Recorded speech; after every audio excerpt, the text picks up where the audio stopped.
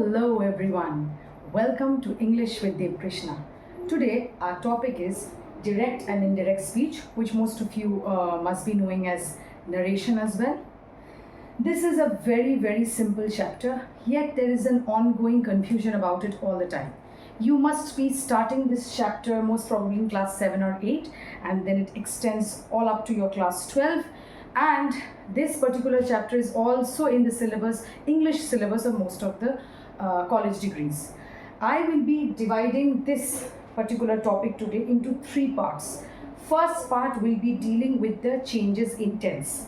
Second part will be dealing with the changes that we encounter in the various kinds of sentences, be it assertive sentence, interrogative sentence, means questions, exclamatory sentences where we express our emotion, or imperative sentence, which means giving an order, request, okay?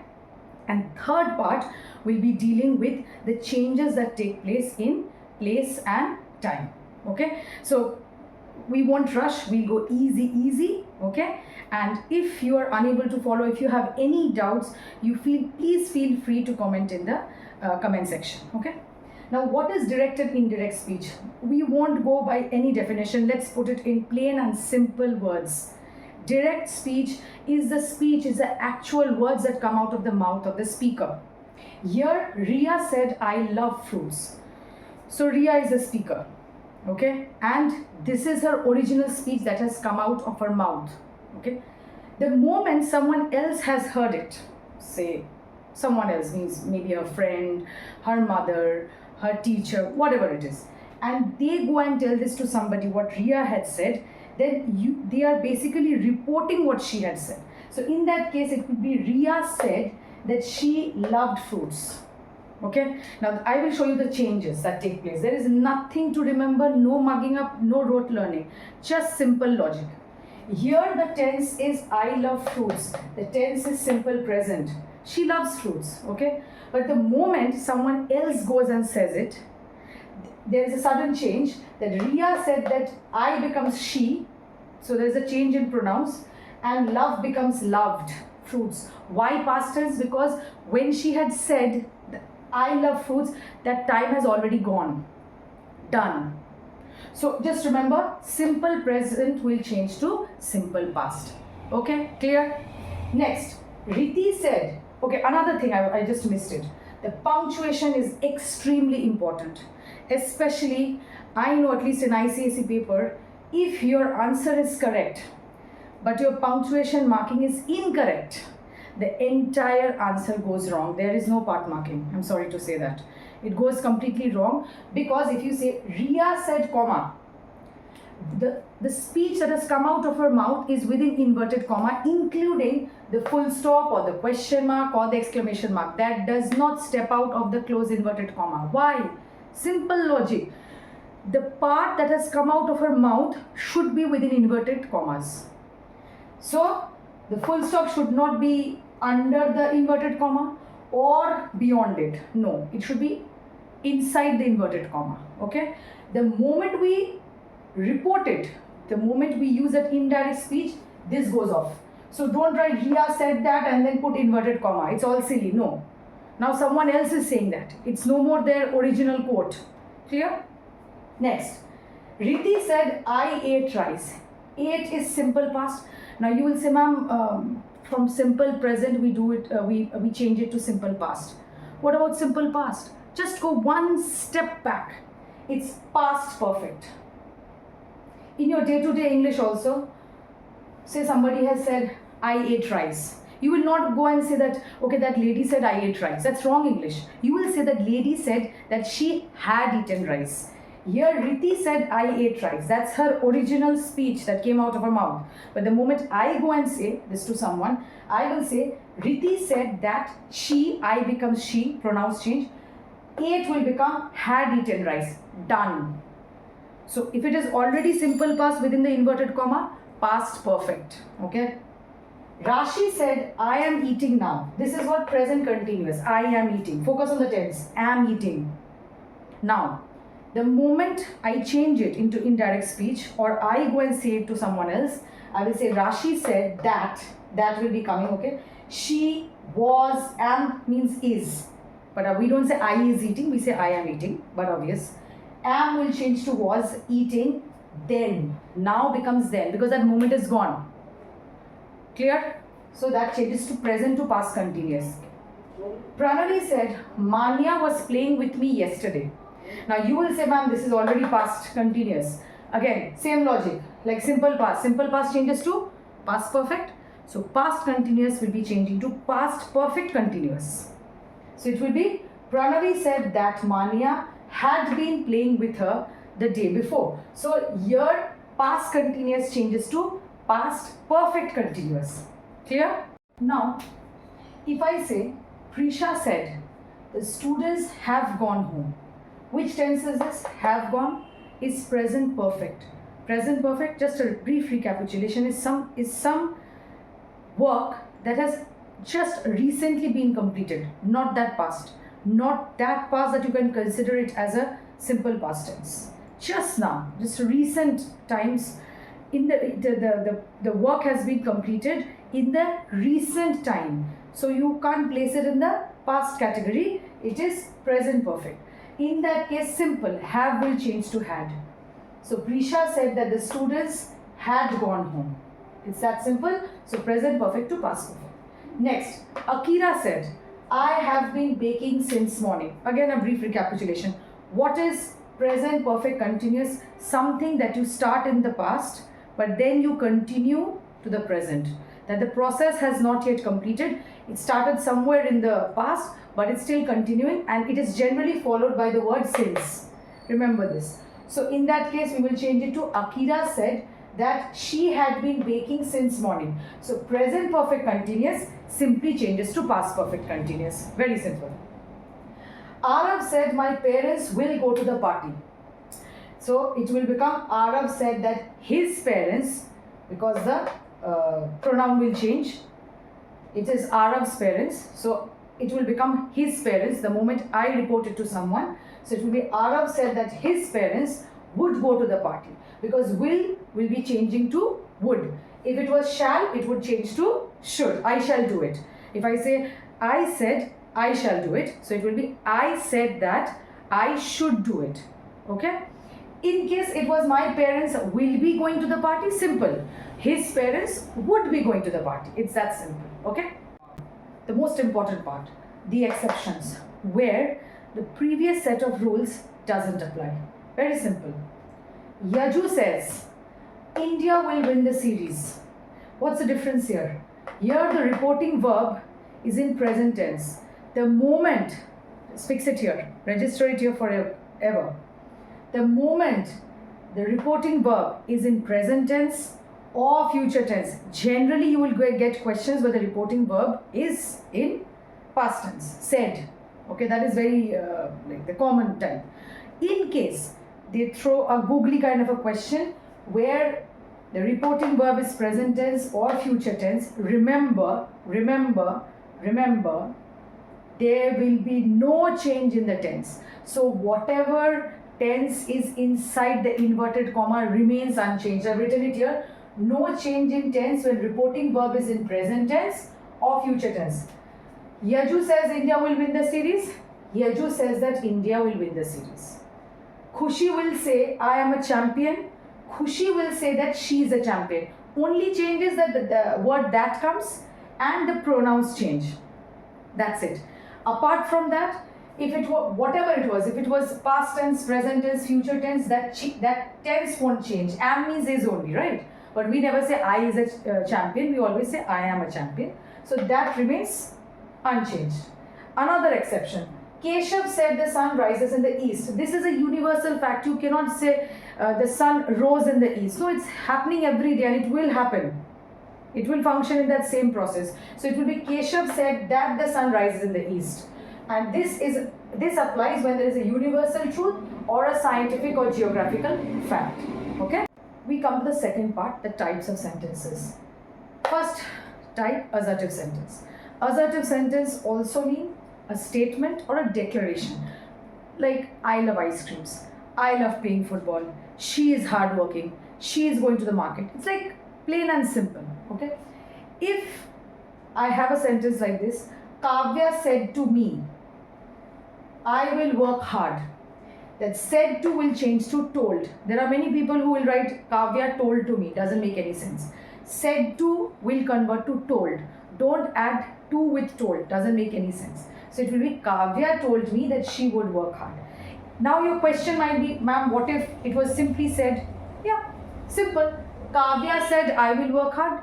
We will change to Kavya said that she would work hard. We won't include the told here. In certain books, they do play with said and told. Don't get confused. If it is said, stick to said. If it is said to, change to told. Okay. Now coming to the second part. Second type.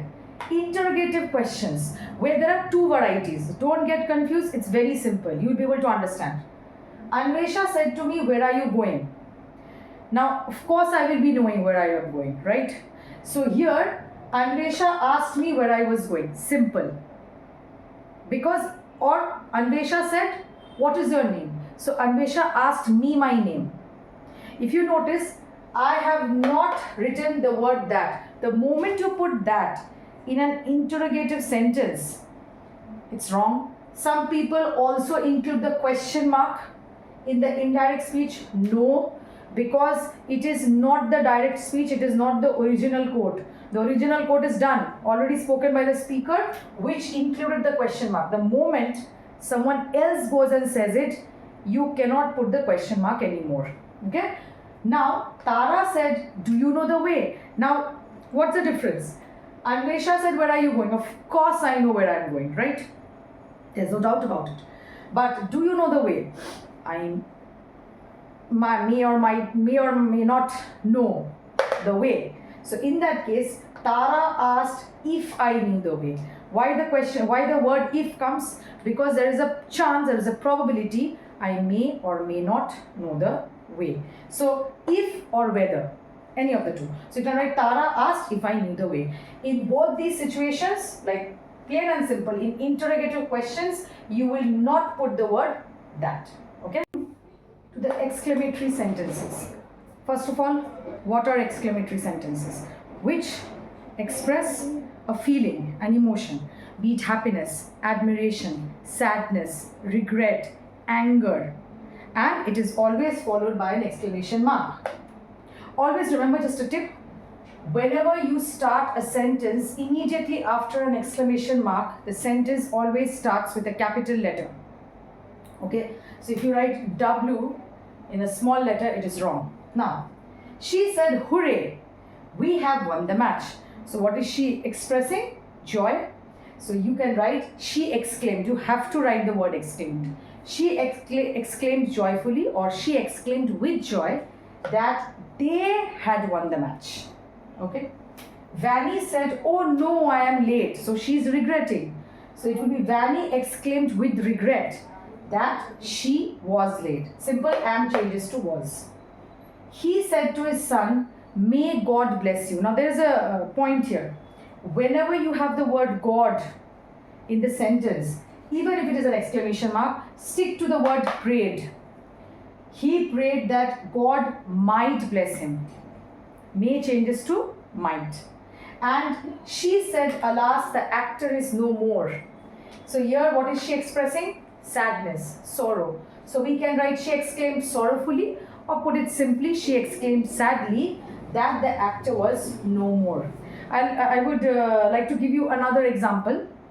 If we say, he said goodbye, exclamation mark. Simply convert it into he bade us goodbye, or he bade them goodbye. The word bade, B-A-D-E. Okay, the past tense of bid. Clear? Okay. To the last type of sentence, imperative sentences. Again, a recapitulation. Imperative sentences are those sentences which express an order, request, advice, proposal. Okay, let's see the types. He said, get out. It's a very strong word, get out. So it simply changes, the said simply changes to he ordered me to get out. You try avoiding the conversion as he said me to get out. No, that doesn't make any sense. He ordered me to get out. Okay. I said to her, Please give me some water. The moment you have the word please, immediately change it to requested or urged. Okay? I requested her to give me some water. My teacher said work hard. This is an advice, a piece of advice. So we change it to my teacher advised me to work hard.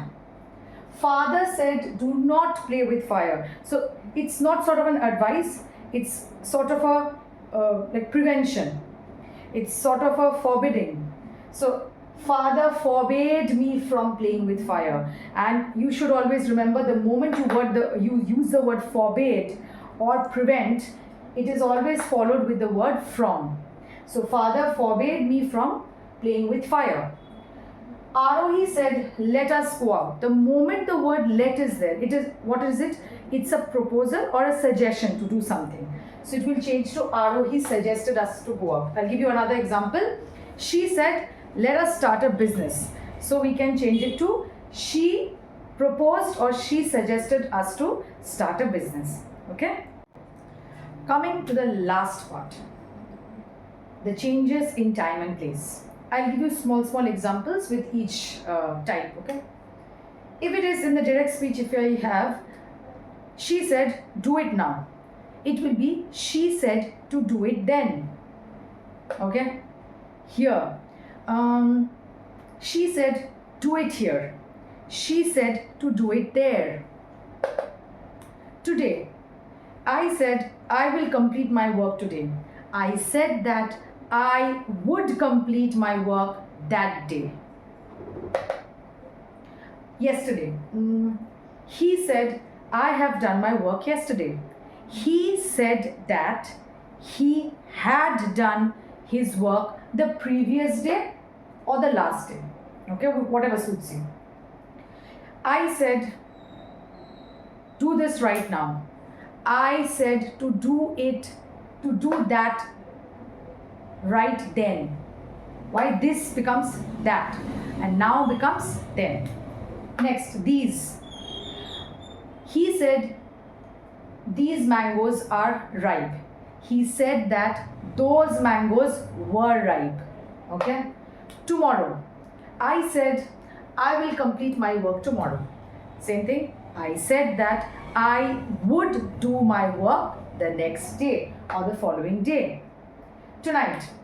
I said, I will enjoy at the party tonight. So I said that I would enjoy at the party that night. Okay? May. We have already covered in the exclamatory, but I'll still repeat it for you. He said, may God bless you. He prayed that God might bless me because it's addressed to me. Can. He said, I can do it. He said that he could do it. Will. Will changes to would. We have covered it many times. Shall changes to should. Must. He said, you must do it. So he said that I had to do it. Must changes to had to. Thus changes to so. You generally don't get many sentences with thus. If at all you do get, thus changes to so and ago changes to before. Now there is an exception. Would, should, might, ought to, used to and could. They're already these changed, they're already converted part. If at all, your question might be if at all, these are within the inverted comma, like these are in the direct speech. Simple answer, unchanged. That means would stays would, should changes, should remains should, might remains might. So we come to the end of this video. If you have any query, feel free to comment in the comment section. And why I'll tell you direct and indirect speech is such an important chapter, because it not only helps us in our day-to-day English speaking. You see how? Of course. If somebody has something, that's the original quote. I cannot just go and say that original quote to someone else. I will have to change the tenses. Sometimes we said, my teacher said, you are a naughty girl. My teacher said, you are a naughty girl. No. I will come and tell my parents, my teacher said that I am a naughty girl. Okay? So, you have to understand those conceptual changes. with this practice, you get into a flow. Second of all, this particular chapter actually helps you to recapitulate your tenses, your pronouns, and the types of sentences: assertive sentence, imperative sentence, exclamatory sentence. So this is one of my very favorite chapter in grammar because of all these reasons. Okay, I have shared the screenshots of the whiteboard because I've kept rubbing, I've kept erasing and writing fresh, so that you don't miss out, and maybe if some of you might not be able to see it well, so no worries, I have shared the screenshots at the end of the video. What you can do is, after you have practiced well, you can just skim through, or just before your exam you want to just skim through, you can take those screenshots and skim through these, and I'll be very happy if you find it useful. Before going, a tip for you. It might bore you, but it's a fact that if you read, it helps you in so many ways. I'll give you 2 or 3 points. First of all, it enhances your vocabulary. Second of all, it sets your flow in a positive way. You fumble less.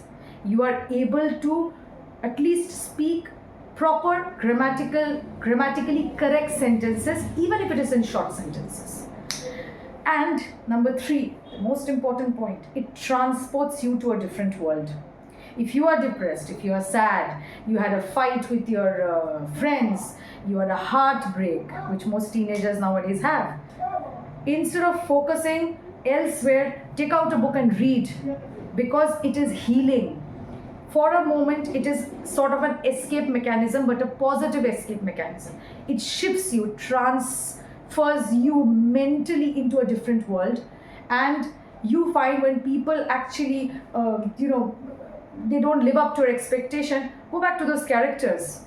Go back to those characters in the book who are actually your true friends. And this is the reason why books are considered man's best friend. So I will see you in the next video. If you find this helpful, do comment. If you want me to, if you want to share some suggestion, please do. And if you want me to cover any other chapter in grammar, feel free to say that in the comment section. I'll be very happy to follow your suggestions. So I'll see you in the next video. Till then, keep reading.